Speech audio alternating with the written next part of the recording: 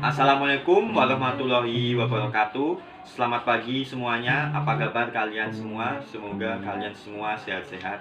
Apalagi dalam kondisi pandemi seperti ini, tentunya kita harus selalu menjaga kesehatan dengan menjaga kerumunan, memakai masker serta rajin untuk selalu mencuci tangan. Dan jangan lupa pesan ibu. Baik, sebelum kita mulai ke video ini, saya akan memperkenalkan diri terlebih dahulu. Izin, nama Taruna Remaja Paksi Taruna Aji Wicaksana dari Kors D3 BKP 15 Delta.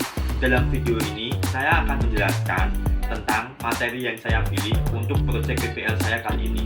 Di sini saya mengambil judul tentang prosedur penanganan luka bakar pada korban kecelakaan pesawat. Semoga bagi kalian yang melihat video ini dapat menambah wawasan serta ilmu. Langsung saja kita ke pembahasannya. Ya, langsung saja. Di sini saya akan menjelaskan materi yang saya pilih untuk proyek PPL saya kali ini. Di sini saya mengambil judul prosedur penanganan luka bakar pada korban kecelakaan pesawat. Disusun oleh saya sendiri, Paksi Taruna Aji Wicaksana, D3 PKP 15 Delta. Yang pertama, di sini ada pengertian luka bakar.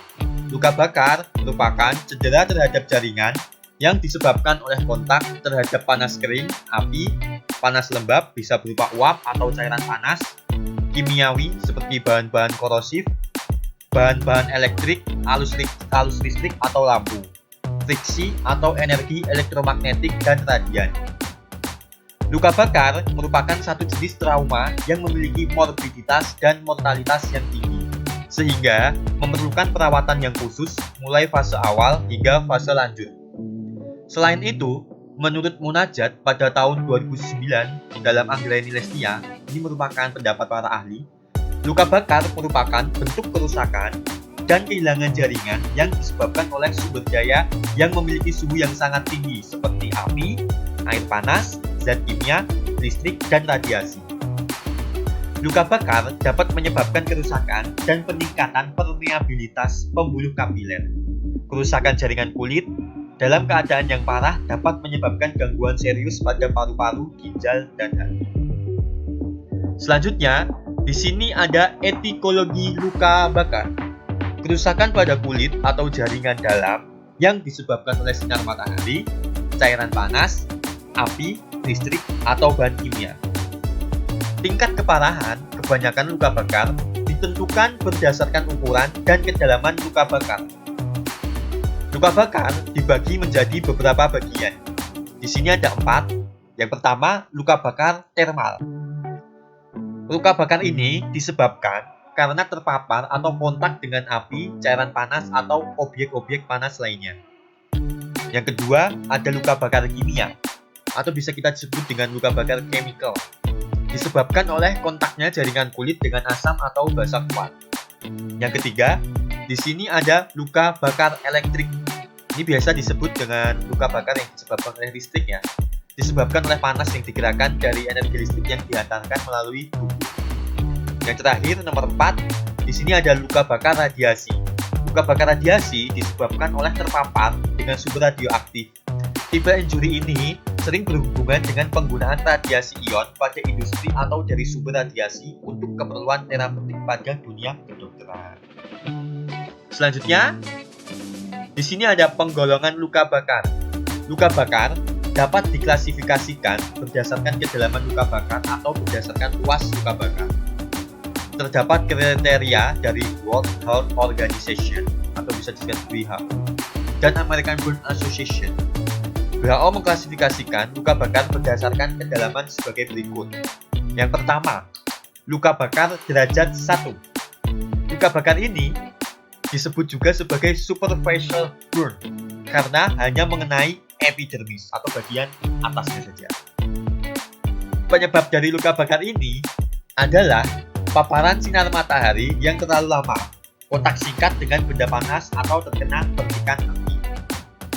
Yang nomor kedua, luka bakar derajat 2. Luka bakar ini disebut juga partial thickness burn karena mengenai epidermis dan dermis.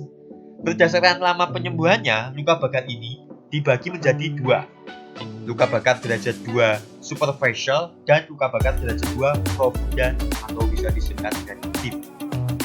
Yang nomor 3, di sini ada luka bakar derajat 3. Luka bakar ini disebut juga full thickness burn karena mengenai seluruh lapisan kulit mulai dari epidermis, dermis, jaringan subkutan hingga folikel rambut. Luka bakar ini tidak dapat sembuh dengan sendirinya tanpa operasi grafting. Selanjutnya, di sini ada kriteria luka bakar. Berdasarkan luas luka bakar, di bawah ini adalah kriteria menurut American Burn Association. Yang pertama, di sini ada 3 poin. Yang pertama, luka bakar ringan atau bisa disebut dengan minor. Luka bakar ini adalah luka bakar dengan luas permukaan kurang dari 15% atau 10% pada daerah permukaan tubuh. Kulit nampak agak menonjol, luka dengan seluruh ketebalan kulit dengan luas permukaan kurang dari 2% dari permukaan tubuh, tetapi luka tidak mengenai daerah wajah, mata, telinga, atau perineum. Poin yang kedua, luka bakar sedang atau bisa disebut dengan moderate. Di sini, luka yang mengenai sebagian ketebalan kulit di bawah 15-20% dari permukaan tubuh atau 10% sampai 20% pada anak-anak. Luka yang mengenai seluruh ketebalan kulit 2-10% daerah permukaan tubuh, tetapi luka tidak mengenai daerah wajah, mata, telinga, atau perineum.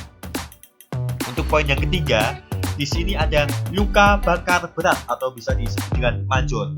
Luka yang mengenai sebagian ketebalan kulit lebih dari 25% daerah permukaan tubuh atau 20% pada anak-anak. Luka yang mengenai seluruh ketebalan kulit lebih dari 10% daerah permukaan semua luka bakar yang mengenai daerah wajah, mata, telinga, atau perineum. Selanjutnya, di sini ada Rule of 9. Metode Rule of 9 mulai diperkenalkan sejak tahun 1940 sebagai suatu alat pengkajian yang cepat untuk menentukan perkiraan ukuran atau luas luka bakar.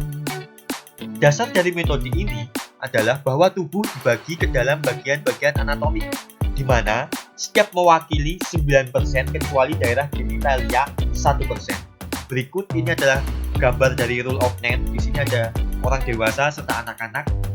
Di sini kalau yang orang dewasa, kepala kurang dari 9% itu dibawa di samping dan belakang. 18% untuk di bagian dada kurang dari 18%, kurang lebih 18%. Bagian lengan kanan 9%, lengan kiri 9%, perineum 1%. Kaki bagian kanan 18%, kaki bagian kiri 18%. Namun untuk anak-anak di sini bagian kepala itu 18%.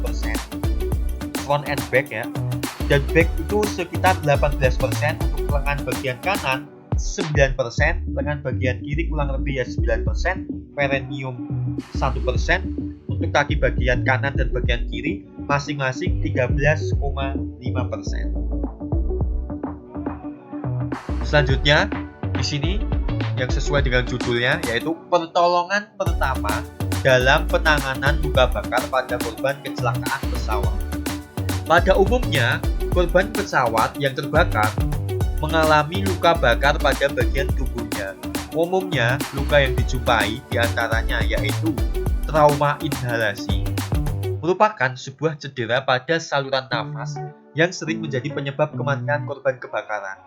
Kondisi ini umumnya diawali oleh orang yang terjebak dalam kebakaran di ruang tertutup seperti di dalam pesawat. Gejala awal trauma inhalasi pada korban diantaranya suara serak, dahak bercampur dengan arang kehitaman, bulu hidung dan alis terbakar. Dan di sini tipe trauma inhalasi yang pertama, keracunan karbon monoksida.